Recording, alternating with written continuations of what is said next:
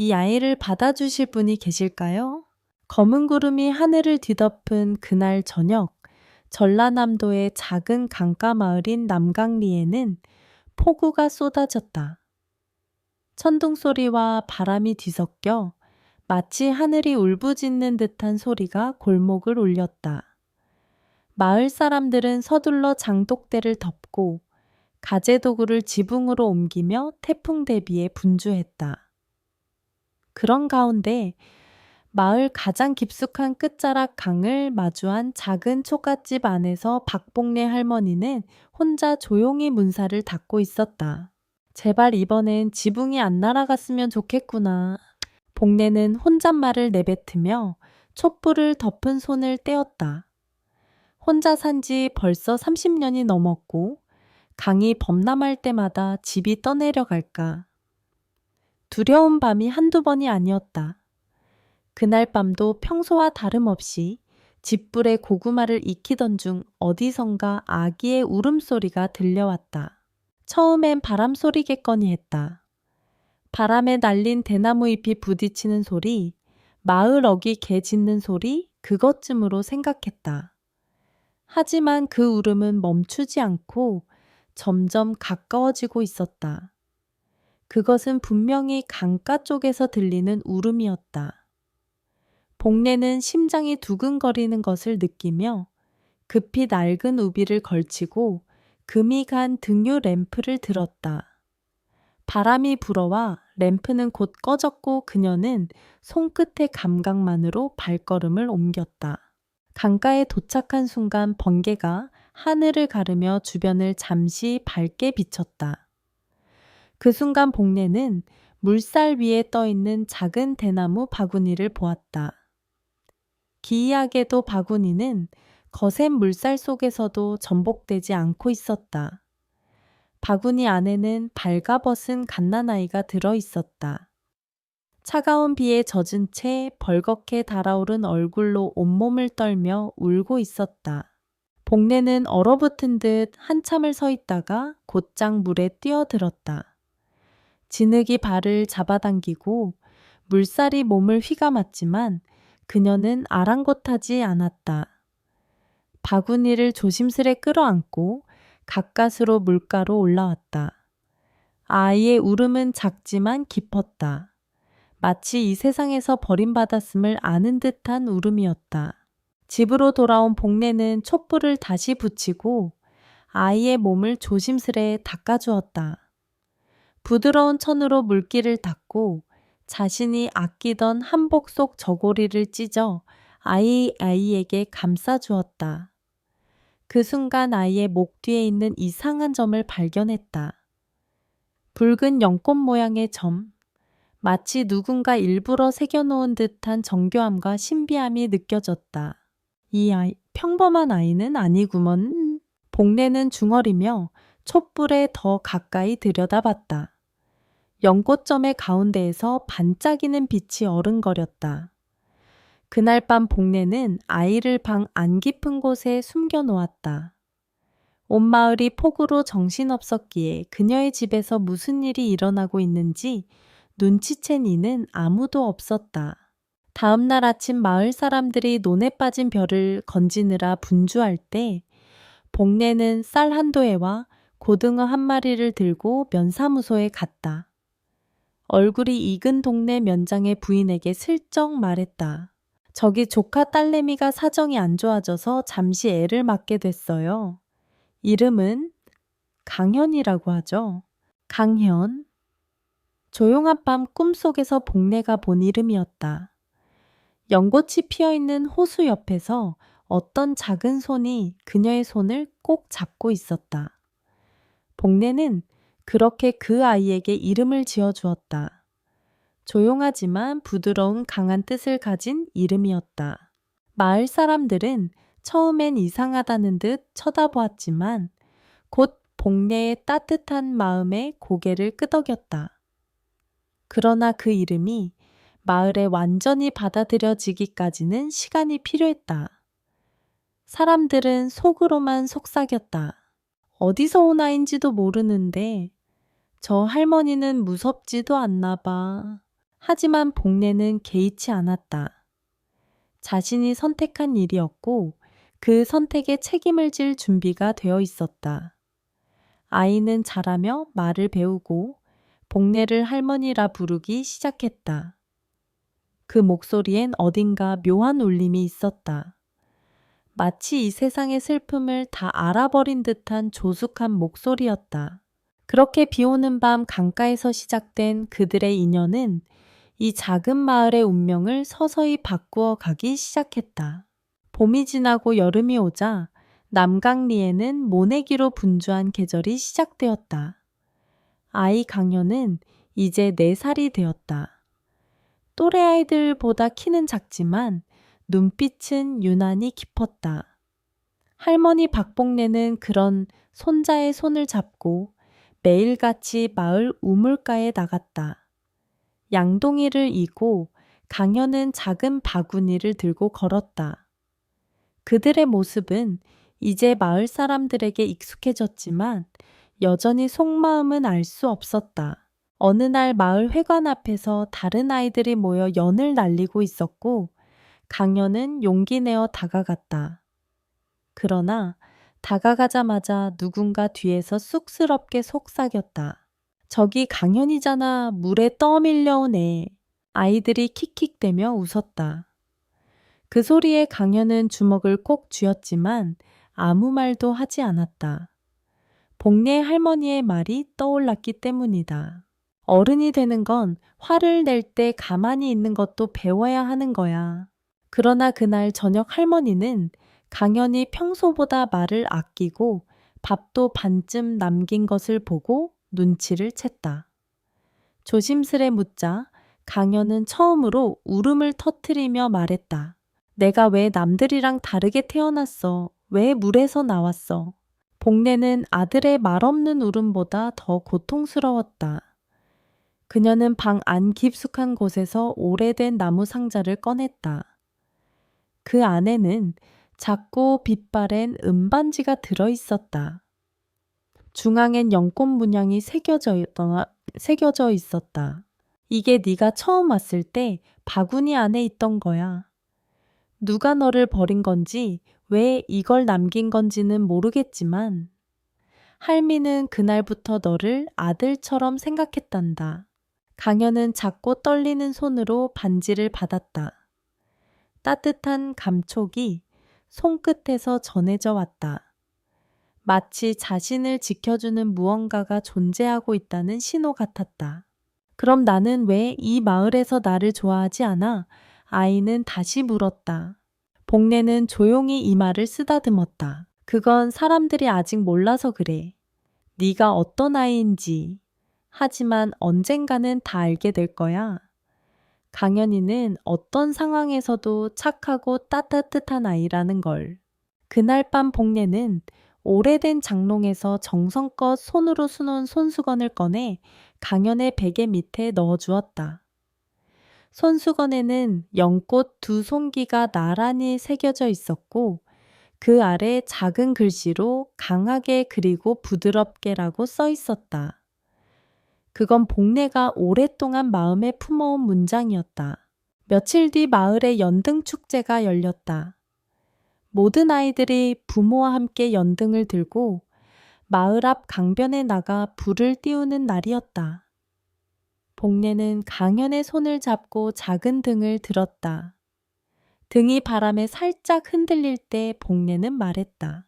소원을 빌어보자. 등을 띄우면서. 강현은 눈을 감고 조용히 빌었다.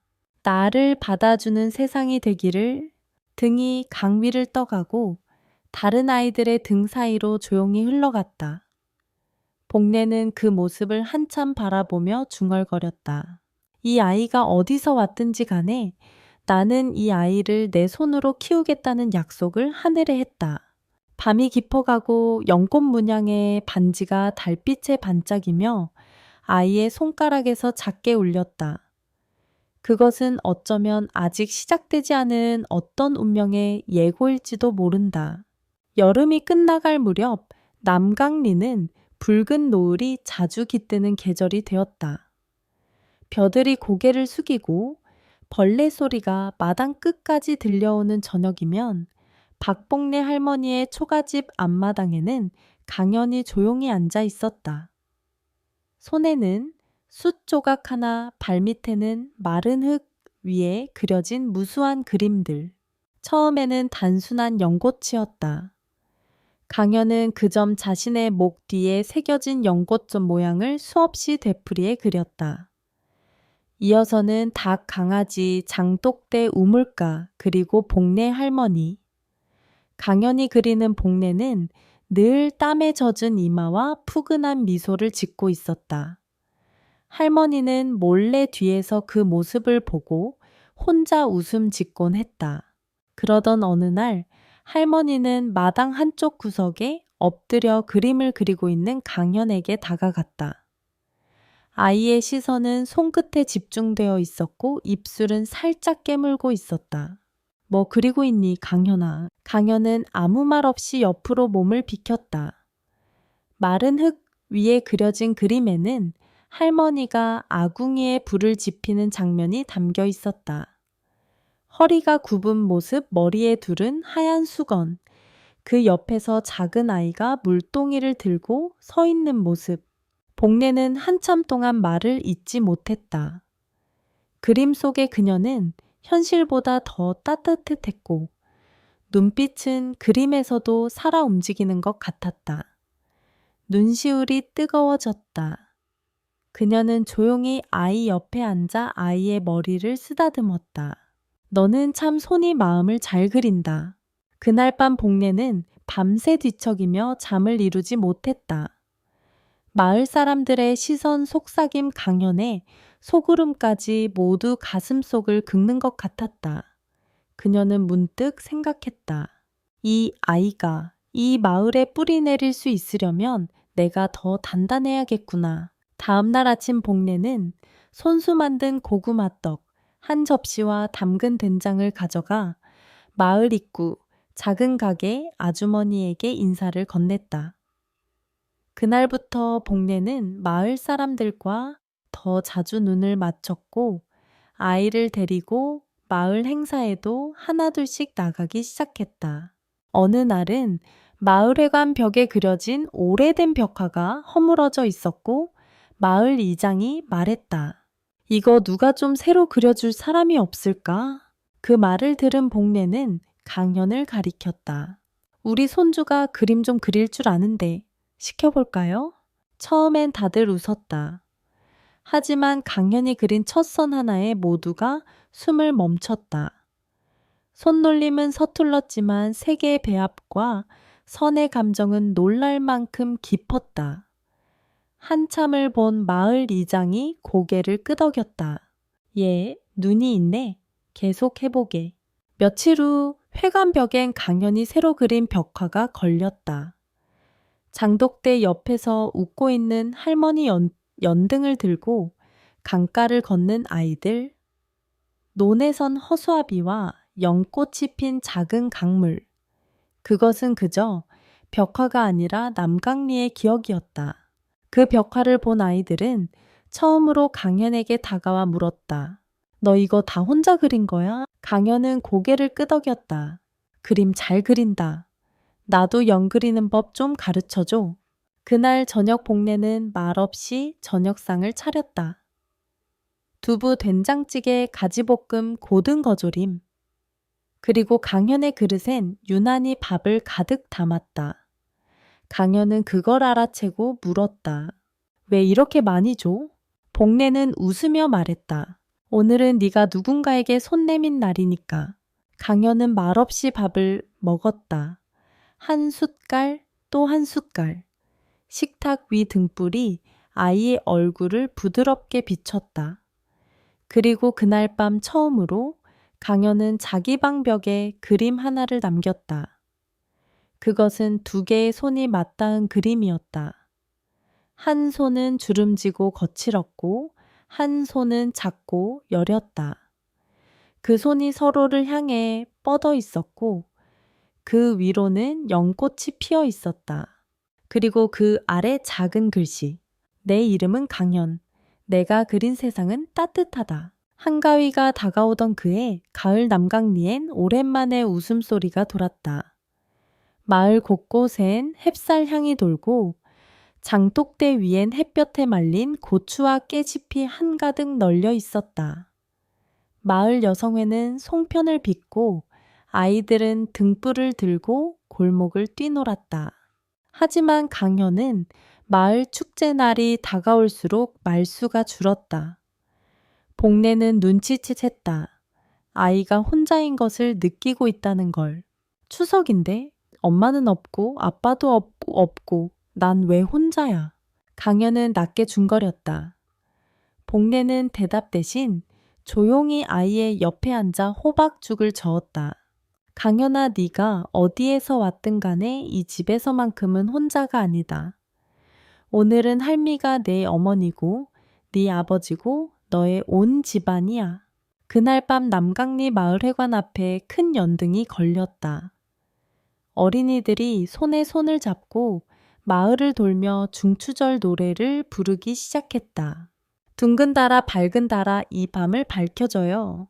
다들 밝은 표정이었지만 강현은 회관 옆 벤치에 조용히 앉아 있었다.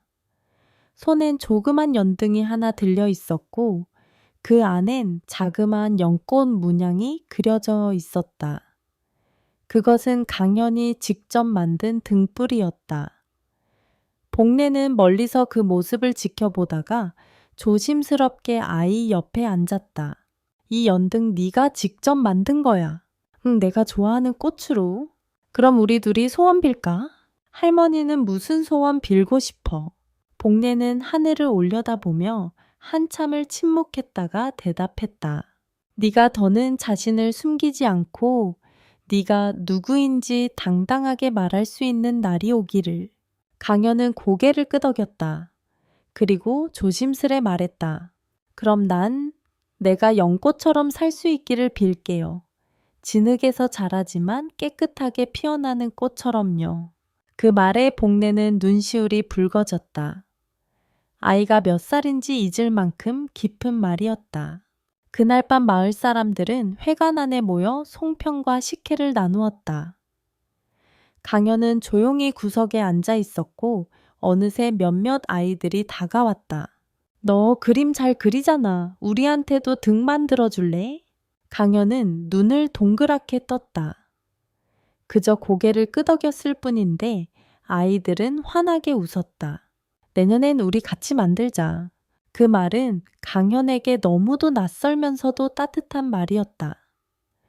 그렇게 강현은 처음으로 자신이 받아들여지고 있다는 걸 느꼈다. 밤이 깊고 사람들은 하나둘 집으로 돌아갔다. 복내는 아이와 함께 걸어오며 말했다. 강현아, 오늘 연등을 띄우면서 할미가 하나 약속했단다. 뭔데요? 앞으로 무슨 일이 있어도 너를 지킬 거라고. 강현은 말없이 복내의 손을 꼭 잡았다. 손바닥이 따뜻했고 그 온기만으로도 마음이 놓였다. 집에 도착하자 복내는 서랍장에서 무언가를 꺼내 강현에게 건넸다. 작은 손수건이었다. 오래된 듯 색이 바랬지만 정성껏 수놓은 연꽃과 함께 두 글자가 새겨져 있었다. 마음, 온기. 이건 뭐예요? 너한테 꼭 필요한 말이란다. 마음은 진심으로 채우고 온기는 사람을 품어주는 거야. 이걸 잊지 마. 그날 밤 강현은 손수건을 베개 옆에 두고 잠들었다. 꿈속에서 그는 연꽃밭 사이를 걷고 있었다. 저 멀리 복내가 손을 흔들고 있었다. 아이는 달빛을 등지고 그녀를 향해 달려갔다. 그리고 깨기 직전 하늘에서 이런 목소리가 들려왔다. 너는 혼자가 아니다. 너의 이름은 기억될 것이다. 추석이 지나고 남강리는 서늘한 바람이 불기 시작했다. 들녘에는 벼들이 수확을 기다리며 누렇게 익어가고 복내 할머니의 마당에는 말린 들깨와 밤이 담긴 광주리가 나란히 놓여 있었다. 강현은 요즘 들어 더욱 조용해졌다. 벽화를 마친 뒤로 마을 사람들과도 한결 가까워졌지만 마음 깊은 곳엔 지워지지 않는 궁금증이 있었다. 자신은 도대체 어디서 왔을까? 물 위를 떠돌던 그 날 밤 자신을 여기에 보낸 사람은 누구일까? 어느 날 복례가 마을장에 다녀온 뒤 집 안 장독대 뒤편에서 무언가를 찾는 듯한 소리를 냈다. 강현은 조용히 다가갔다. 그곳엔 오래된 나무 괴짝이 있었다. 복례가 살짝 열린 뚜껑을 닫으려다 말고 멈췄다. 이거 뭔데요? 강현의 물음에 복례는 한동안 침묵하다가 말했다. 이건 네가 왔을 때 킹일게에 함께 있던 다다대에 했다니 뭘까운데 우리 물건도 지사한다 오다. 복례는 괴짝을 열었다. 그 안에는 작은 회색 담요 오래된 손수건 하나 그리고 은반지 하나가 들어 있었다. 반지에는 작고 정교한 글씨가 새겨져 있었다. 지와 현, 연꽃 문양 옆에 작게 새겨진 이니셜이었다. 이니셜이 지현이네요. 그게 이름인가요? 할미도 몰라. 하지만 내 등에 있는 연꽃점과 이 물건들, 그게 다 우리가 가진 단서야. 강현은 손수건을 꺼냈다. 그 손수건은 자신이 추석 밤에 받은 것과 무척 비슷했다. 하지만 조금 달랐다. 수놓인 연꽃의 색감이 다르고 자수의 촘촘한 결이 마치 다른 손에서 만들어진 듯 섬세했다. 이건 누가 만든 걸까요? 그건 언젠가 알려질 거야. 지금은 아직 이르다. 복례는 애써 미소 지었지만 손끝은 조금 떨리고 있었다. 강현은 더 묻지 않았다. 대신 그날 밤 혼자 방에 누워 손수건을 들고 조심스레 살폈다. 그 손수건 한쪽 끝엔 아주 작고 희미하게 D8라는 이니셜이 새겨져 있었다. 강현은 순간 심장이 쿵 하고 내려앉는 느낌을 받았다. 이건 할머니의 손길이 아니야. 분명 누군가 다른 사람이 만든 거야. 그날 밤 강현은 잠을 이루지 못했다. 그리고 새벽녘 그는 다락방 한쪽에 쌓여있던 복례의 오래된 노트와 봉투들을 조심스레 꺼냈다.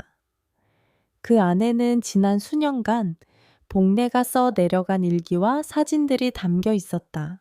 사진 한 장 속 복례는 어린 강현을 품에 안고 있었다. 그 배경은 복례의 집이 아니라 어딘지 낯선 풍경이었다. 바닷가 절벽 아래 작은 마을처럼 보였다. 사진 뒤에는 날짜와 함께 이렇게 적혀 있었다.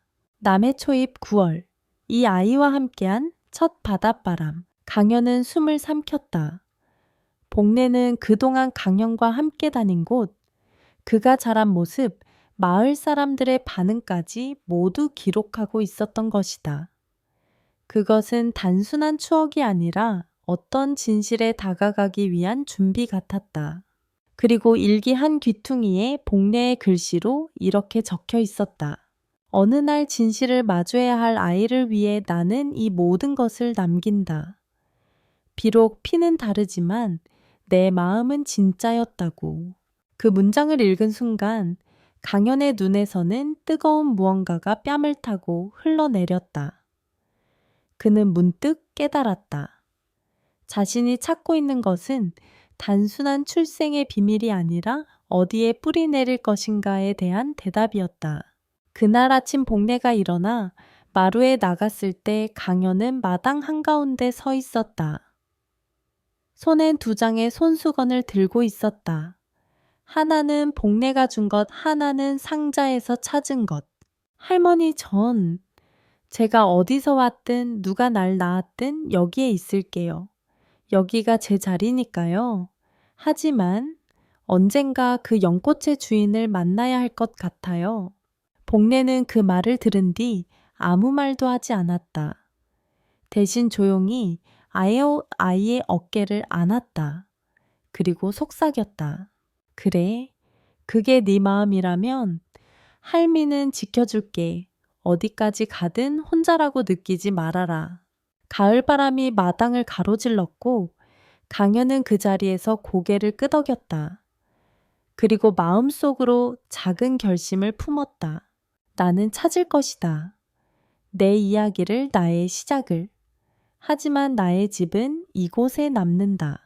그의 겨울이 다가오기 전 강현은 혼자 남쪽 바닷가로 향했다.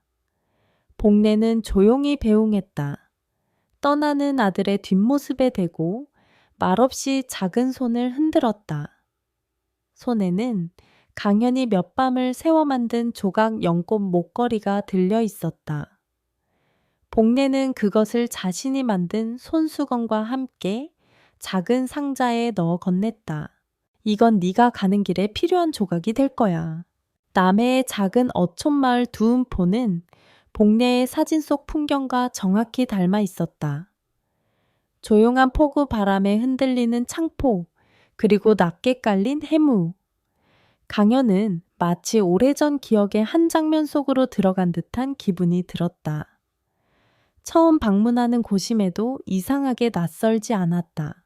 강현은 마을 어귀의 작은 찻집에서 따뜻한 유자차를 마시며 마을 주민들에게 말을 걸었다.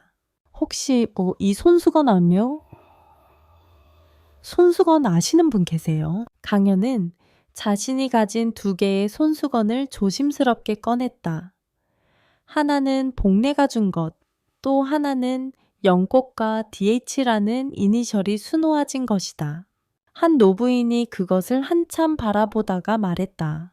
이 자수는 혜진 언니 솜씨 같기도 하네.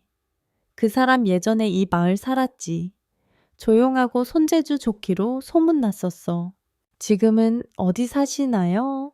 몇 년 전 바람처럼 떠났지. 그 사람 아이 하나를 가졌었어. 아마 얘기 들어보니 너와 나이가 얼추 비슷할 거다. 강현은 심장이 조여드는 걸 느꼈다.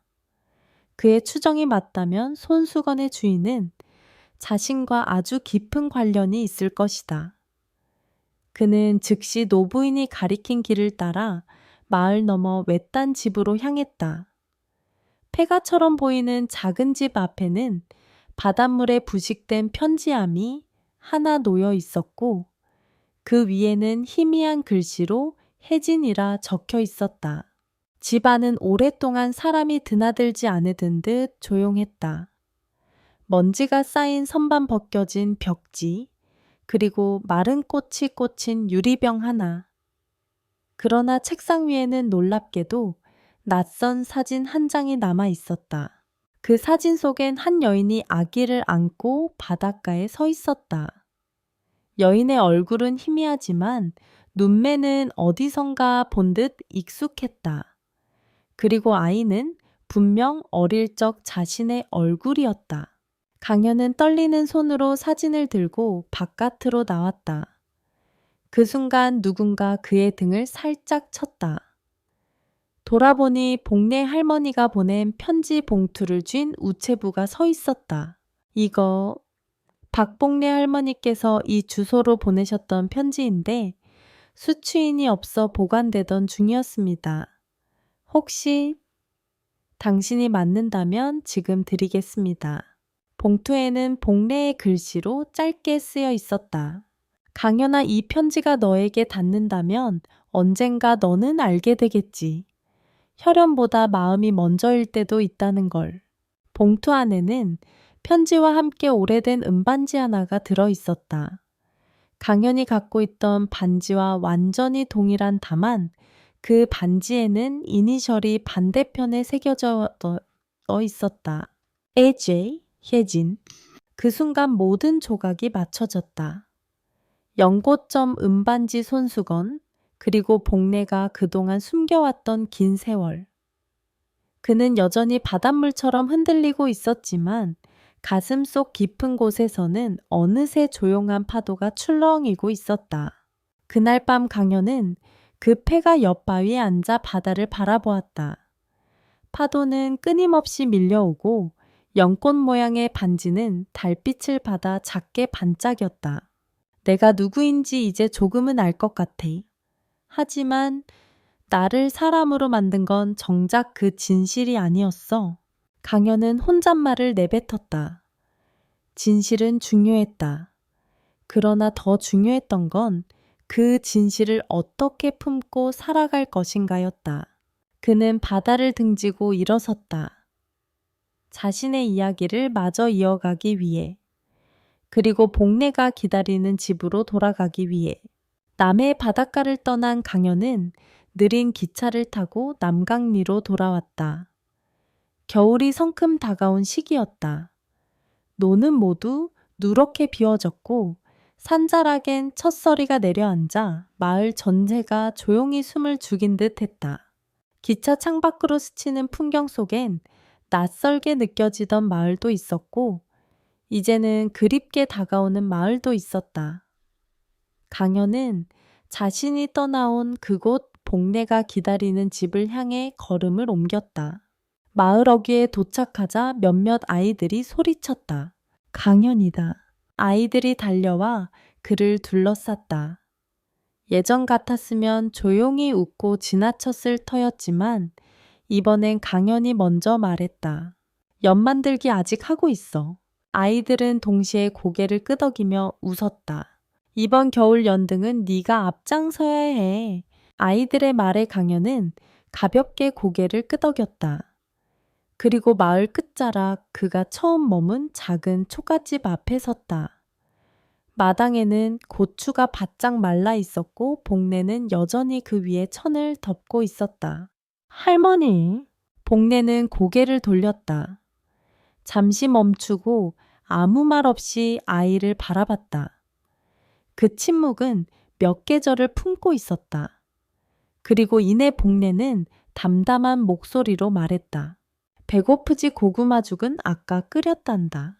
강현은 말없이 고개를 끄덕이고 마당을 지나 안으로 들어갔다. 익숙한 된장 냄새 장독대 뒤편의 화분벽에 걸린 손수건 하나. 모든 것이 그대로였고 그대로인 것이 오히려 눈물겹게 느껴졌다. 식탁 앞에 마주 앉아 복례는 조심스레 물었다. 만났니? 강현은 손에 들고 있던 반지를 꺼내 조심스레 식탁 위에 놓았다. 그리고 고개를 끄덕였다. 그분이 날 지켜보진 않았지만 분명 사랑했어요. 그 사랑을 증명한 건 여기로 보내준 선택이었을지도 몰라요. 복례는 반지를 바라보다가 작게 숨을 내쉬며 말했다. 그래, 나도 알아. 하지만 그 사람의 빈자리를 채운 건 너야. 나를 다시 사람답게 만든 것도. 잠시 침묵이 흐른 뒤 강현은 조용히 꺼냈다. 전 다시 여기에 있고 싶어요. 이 집에서 이 마을에서. 그리고 강현은 목소리를 낮췄다. 내가 받은 따뜻함을 누군가에게도 전해주고 싶어요. 누군가도 저처럼 혼자라고 느끼지 않게요. 복례는 그 말을 듣고 천천히 손을 뻗어 강현의 손등을 감쌌다. 거칠지만 따뜻한 손이었다. 그리고 그 손에서 전해지는 온기는 어릴 적 물속에서 느꼈던 차가움과 정반대의 감각이었다. 그날 밤 강현은 방벽에 새 그림을 그렸다. 연꽃 한 송이 아래에 두 개의 손이 마주 잡고 있었고 그 위로는 작은 등불이 떠오르고 있었다. 그리고 그림 아래에는 송글씨로 짧게 쓰였다. 가족은 피보다 깊고 기억보다 오래 남는다. 그 문장과 함께 강현의 집은 조용히 한 계절을 넘기고 있었다. 벽에 걸린 그림 옆에는 작은 액자가 놓였다. 그 안에는 복례가 손수 새긴 자수 문장이 적혀 있었다. 넌 나의 연꽃이었다. 연꽃이었다. 겨울이 지나고 봄이 올 무렵 남강리엔 다시 연등 준비가 한창이었다. 작년까지는 조심스레 뒷자리에 있던 강현이 올해는 마을 아이들에게 연을 가르치는 선생님이 되었다. 그가 만든 작은 작업방엔 색색의 한지와 나무살 붓과 연필, 그리고 수많은 스케치들이 흩어져서 떠 있었다. 아이들은 물었다. 선생님, 연꽃은 왜 그렇게 많이 그리세요? 강현은 웃으며 대답했다. 연꽃은 진흙 속에서 자라지만 가장 맑게 피는 꽃이야. 그래서 내가 제일 좋아해. 그 말에 아이들은 고개를 끄덕이며 다시 붓을 들었다. 어떤 아이는 바람을 그렸고 또 다른 아이는 자기 엄마를 그렸다. 그 그림들은 모두 다르지만 어디선가 따뜻함이 스며 있었다. 그날 밤 마을 연등제가 다시 열렸다. 마을회관 앞에는 수백 개의 등이 걸렸고 그중 가장 높은 자리에 있는 연등에는 강현과 아이들이 함께 만든 연꽃 모양이 빛나고 있었다. 복례는 그걸 멀리서 바라보며 혼잣말처럼 말했다. 이 아이는 결국 자신만의 빛으로 마을을 비추는구나. 강현은 회관 마이크를 잡고 조용히 말했다. 이 연등은 누군가에게 길이 되기를 바랍니다. 저처럼 어디에서 왔는지 몰라도 어디에 있을지는 선택할 수 있다는 걸. 여러분도 느낄 수 있기를. 사람들은 박수를 보냈고 그 소리 너머로 강현은 아이 한 명의 손을 잡았다. 그 아이는 최근 복례가 소개해준 보육원 출신의 8살 소년 태윤이었다. 말이 적고 눈을 자주 피하던 아이였지만 연을 만들 땐 누구보다 집중했다. 태윤아, 나중에 너도 선생님이 될 수 있어.